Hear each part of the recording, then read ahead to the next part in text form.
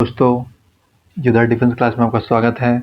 आज हम लोग करेंगे जीव विज्ञान बायोलॉजी का क्वेश्चंस। ठीक है, मैंने पिछले क्लास में आपको पढ़ाया था ब्लड सर्कुलेटरी सिस्टम और रिस्पिरेशन सिस्टम के बारे में बताया था। तो आज हम लोग उसका संपूर्ण 40 प्लस क्वेश्चन, महत्वपूर्ण क्वेश्चन जो एग्जाम में आए हुए हैं, उसको मैं कराऊंगा आपको। चलिए बिना देर किए हम लोग स्टार्ट करते हैं। देखिए पहला क्या भाग क्या है, रक्त परिसंचरण तंत्र, ब्लड सर्कुलेटरी सिस्टम के बारे में क्वेश्चन देखिए क्या है।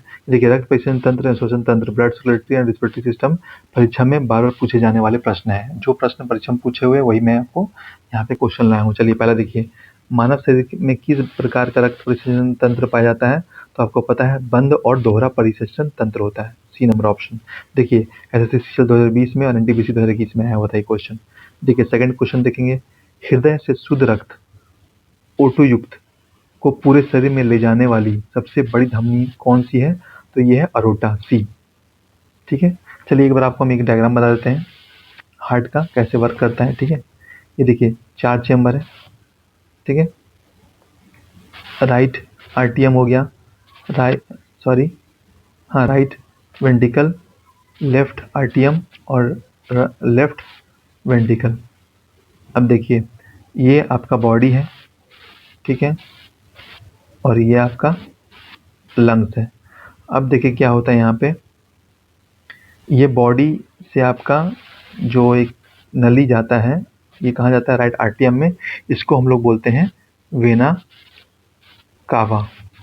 ठीक है, और ये क्या होता है? CO2 युक्त रक्त होता है, तो अशुद्ध रक्त होता है। फिर यहाँ से ये एक होता है राइट आर्टियम से राइट वेंट्रिकल में आता है। ब्लड कैसे आता है? अशुद्ध रक्त जो होता है वो आता है ट्राई कॉस्फिड वल्व से। ठीक है, अब देखिए ये रक्त यहाँ आया, अब ये रक्त यहाँ से ऐसे जाएगा और ये जाएगा किसमें? लंग्स में जाएगा, और इसको हम लोग बोलेंगे क्या? ये भी CO2 युक्त रक्त होगा, अशुद्ध रक्त होगा, और ये होगा, इसको बोलेंगे पल्मोनरी आर्टरीज। ठीक है, ये हो गया। अब देखिए यहाँ पे क्या होगा, ये CO2 बाहर चल जाएगा और O2 अंदर आ जाएगा। तो ये जब प्यूरिफाई हो जाएगा तो लंग से फिर एक नाली निकलेगी और ये जाएगी लेफ्ट आर्टियम में। अब इसमें क्या होगा? O2 युक्त रक्त होगा, मतलब शुद्ध रक्त होगा, और इसको हम लोग क्या बोलेंगे? इसको हम लोग बोलेंगे क्या? पल्मोनरी वेन बोलेंगे। ठीक है, अब देखिए यहाँ पे ये फिर नीचे आएगा, लेफ्ट आर्टियम से लेफ्ट वेंट्रियम में आएगा, वेंट्रिकल में आएगा। कैसे आएगा? इसको बोलेंगे हम लोग बाई कस्पिड वल्व। ठीक है, अब देखिए फिर यहाँ से आ गया, अब यहाँ पे प्योर ब्लड है, ये सीधे आएगा यहाँ पे बॉडी में। अब इसको हम लोग क्या बोलेंगे? इसको बोलेंगे अरोटा, अरोटा बोलेंगे। ठीक है, अरोटा। तो ये इसका होल प्रोसेस है। ठीक है, आपको आशा करते हैं बहुत अच्छा समझ में आएगा। अब हम लोग क्वेश्चन करते हैं, आप आराम से इसका क्वेश्चन, अगर ये डायग्राम को समझ में आ गया ना, तो आप इससे जो क्वेश्चन आएगा ना, आप सब हल कर दीजिएगा, तुरंत हल कर दीजिएगा, कोई दिक्कत नहीं होगा। बहुत ईजी क्वेश्चन चैप्टर है ये। ठीक है, चलिए हम लोग आगे चलते हैं, आगे देखते हैं। यहाँ तक हो गया। तीसरा नंबर क्वेश्चन देखते हैं, कौन सी धमनी अशुद्ध रक्त CO2 युक्त रक्त वहन करती है? कौन सा धमनी पूछ रहा है, तो इसका क्या आंसर हो जाएगा? फुसफुस धमनी। देखिए बी ऑप्शन आपको अभी बताए थे, देख लीजिएगा आप। चलिए चौथा देखें, विश्व का प्रथम सफल मानव हृदय प्रतिरोपण किसने किया था? विश्व में डॉक्टर क्रिश्चियन बर्नेड ने किया था 3 दिसंबर 1967 में दक्षिण अफ्रीका में। चलिए पांचवा देखेंगे, भारत में प्रथम सफल हृदय प्रतिरोपण किसने किया था? डॉक्टर वेणुगोपाल ने किया था 1994 में एम्स नई दिल्ली में। देखिए छठा, कॉकरोच के हृदय में कितने कक्ष होते हैं? तो 13 कक्ष होते हैं।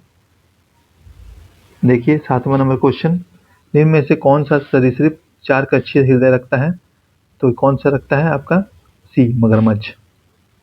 देखिए मछली के हृदय में कितने कक्ष होते हैं? तो 2 होते हैं, ए नंबर ऑप्शन। सब एग्जाम में पूछा हुआ है। चलिए 9वां नंबर देखेंगे, ब्लड बैंक में रक्त को जमने से रोकने के लिए क्या मिलाया जाता है? तो ये नंबर ए, सोडियम साइड्रेट और सोडियम ऑक्सीलेट। चलिए 10वां नंबर क्वेश्चन देखेंगे, रक्त वाहिकाओं में रक्त का थक्का बनाने से रोकने के लिए किसका उपयोग करते हैं? रक्त वाहिकाओं में तो हेपरिन का यूज करते हैं, बी नंबर ऑप्शन। चलिए अब देखिए वहाँ टॉपिक खत्म हो गया। अब दूसरा टॉपिक आया श्वसन तंत्र, रिस्पिरेटरी सिस्टम देखते हैं। माइटोकॉन्ड्रिया में ऑक्सीजन की उपस्थिति में ग्लूकोज के विघटन को क्या कहते हैं? क्या कहते हैं आपको? सी, कोशिका श्वसन बोलते हैं। चलिए 12 नंबर क्वेश्चन देखेंगे, फेफड़ा और रक्त के बीच गैस का आदान प्रदान किस प्रक्रिया द्वारा होता है? तो ये होता है विसरण के थ्रू, डिफ्यूजन इंग्लिश में बोलते हैं। 13 नंबर देखेंगे, श्वास नली में किस आकार की उपस्थिति छल्ले पाए जाते हैं? सी आकार के पाए जाते हैं। आपको बताए थे ऐसे ऐसे पाए जाते हैं। चलिए 14 नंबर क्वेश्चन देखेंगे, मानव श्वसन तंत्र की संरचनात्मक और क्रियात्मक इकाई क्या है? तो सी कुपिका। 15 देखिए, डायफ्राम के अनैच्छिक संकुचन से क्या उत्पन्न होता है? ये छींक, हिचकी आती है, सी नंबर ऑप्शन। 16 देखिए, समान व्यक्ति का टाइडल वॉल्यूम कितना होता है? तो 500 ml होता है, बी नंबर ऑप्शन। एक स्वस्थ वयस्क व्यक्ति प्रति मिनट औसतन कितनी बार श्वास लेता है? तो 12 से 16 बार। ठीक है, चलिए देखिए 18 नंबर क्वेश्चन, छोड़ी गई हवा में गैस का प्रतिशत कितना होता है? देखिए छोड़ी गई, तो देखिए नाइट्रोजन 70 होता है, ऑक्सीजन 16% होता है और CO2 4%। तो ये होता है एक्सेल, ठीक है, और ये इनहेल होता है। ठीक है, चलिए आगे चलते हैं। देखिए यूपीएससी प्रीलिम्स 2009 में पूछा था और यूपी पीसीएस में 2017 में पूछा था। 19 नंबर क्वेश्चन देखेंगे, धूम्रपान के कारण फेफड़ा की कुपिकाओं के नष्ट होने से कौन सा रोग होता है? तो ये है बी नंबर, एम्फाइसियम सीमा। ठीक है, एम्फाइसीमा। चलिए 20 नंबर देखेंगे, फेफड़ों को ढकने वाली दोहरी झिल्ली क्या कहलाती है? इसको बोल रहे हैं, हम लोग बोलते हैं बी नंबर, प्लूरा। अब देखिए 1 नंबर बूस्टर देखेंगे, मानव हृदय में कक्षा कितना? 4 होता है, मछली में 2 होता है, उभयचर में 3 होता है, सरीसृप में 3 होता है, मगरमच्छ में 4 होता है, पक्षी में 4 होता है, स्तनधारी में भी 4 होता है, कॉकरोच में 13 होता है, रक्त का पीएच मान 7.4 होता है, आरबीसी का जीवन काल 120 दिन होता है, आरबीसी का डब्ल्यूबीसी का जीवन काल 2 से 15 दिन का होता है औसतन। रक्त का थक्का जमने के लिए हम लोग विटामिन के यूज करते हैं, रक्त को जमने से रोकने के लिए हेफरिन का प्रयोग करते हैं, हेफरिन रहता है। और श्वसन की क्रियात्मक इकाई क्या है? कुपिका। श्वास नली में सी आकार का उपस्थित छल्ले पाए जाते हैं, टाइडल वॉल्यूम में 500 ml होता है, श्वसन दर 12 से 16 पर मिनट होता है, समान नाड़ी दर कितना होता है? 72 पर मिनट में, और रक्तचाप होता है 120/80 mmHg। ठीक है, ये सब देखिए एसएससी, रेलवे, पुलिस सब में एग्जाम में ये बार बार पूछे गए हैं। अब देखिए यूपीएससी पीछे स्तर के क्वेश्चन देखते हैं, महत्वपूर्ण क्वेश्चन देख लेते हैं एक बार। देखिए 31 नंबर क्वेश्चन, मानव शरीर में ऑक्सीजन का अधिकांश परिवहन किस रूप में होता है? तो ये होता है ऑक्सीजन होमोग्लोबिन के रूप में, ऑक्सी होमोग्लोबिन के रूप में होता है, बी नंबर ऑप्शन। देखिए लगभग 97% O2 होमोग्लोबिन से जुड़कर परिवहन करता है। अब 32 नंबर क्वेश्चन देखेंगे, भ्रूण में ऑक्सीजन युक्त रक्त का स्राव कहाँ से होता है? वो होता है प्लेसेंटा से, क्योंकि भ्रूण जब होता है बनता है तो प्लेसेंटा में आके चिपक जाता है और वहीं से उसका पोषण होता है। ठीक है, चलिए आगे देखिए। देखिए यूपीएससी कॉन्सेप्ट क्या है, भ्रूण के फेफड़े कार्य नहीं करते उस समय, छोटा होता है, तो गैसों का आदान प्रदान प्लेसेंटा में होता है। 33 नंबर क्वेश्चन देखेंगे, मानव आरबीसी में माइटोकॉन्ड्रिया क्यों नहीं होता? क्यों नहीं होता माइटोकॉन्ड्रिया? यह ऑक्सीजन का अधिकतम परिवहन करने के लिए, ठीक है, इसलिए नहीं होता। यदि आरबीसी में माइटोकॉन्ड्रिया होता तो वह स्वयं O2 का उपयोग करने लगता, इसलिए नहीं होता है। देखिए 34 नंबर, ऊतकों में ऑक्सीजन का हीमोग्लोबिन से पृथक्करण मुख्यतः किस कारण से होता है? तो ये होता है सी नंबर, निम्न O2 दाब एवं अधिक CO2। ठीक है, ये है, इसी को बोर इफेक्ट कहा जाता है। ठीक है, ऊतकों में ऑक्सीजन का हीमोग्लोबिन से पृथक्करण किस कारण से होता है? तो निम्न O2 दाब एवं अधिक CO2 दाब के चलते होता है। चलिए 35 नंबर क्वेश्चन देखेंगे, मानव हृदय के प्राकृतिक पेसमेकर कौन है? ऐसे नोड होता है। 36 नंबर क्वेश्चन, रक्तचाप मापते समय किस धमनी का उपयोग किया जाता है? रक्तचाप, तो ब्रेकियल ध्वनि का, सी नंबर ऑप्शन। 37 देखिए, कार्बन मोनोऑक्साइड विषैली क्यों होती है? यह होमोग्लोबिन से O2 की तुलना में लगभग 200 से 250 गुना अधिक मजबूती से जुड़ता है, इसलिए।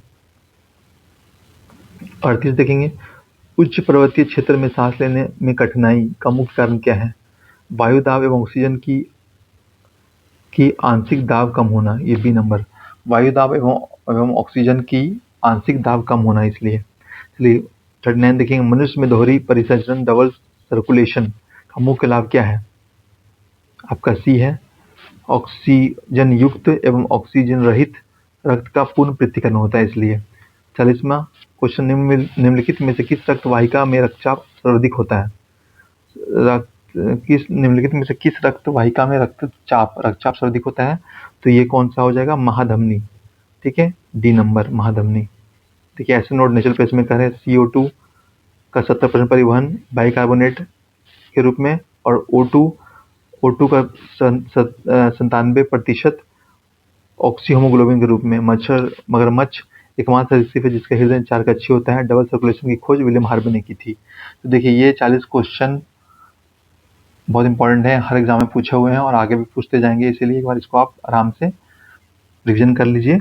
और ऐसे ही शानदार प्रश्नों की तैयारी के लिए योद्धा डिफेंस क्लासेस को अभी लाइक शेयर और सब्सक्राइब कर लीजिए और बेल आइकन दबा दीजिए, जिससे आपको हमारा नोटिफिकेशन, कोई भी वीडियो अपलोड होगा तो आपको नोटिफिकेशन मिल जाएगा। ठीक है, तो आज के लिए फ्रेंड्स इतना ही। मैं जो चैप्टर पढ़ा रहा हूँ बायोलॉजी में उसका क्वेश्चन भी साथ साथ करा दे रहा हूँ। जो प्रीवियस क्वेश्चन आया वो उसी को मैं करा रहा हूँ। ठीक है, अपने से कोई नया क्वेश्चन नहीं है, जो एग्जाम में पूछा हुआ क्वेश्चन उसी को मैं करा रहा हूँ। तो ठीक है, आज के लिए धन्यवाद फ्रेंड्स, आज के लिए इतना ही। धन्यवाद।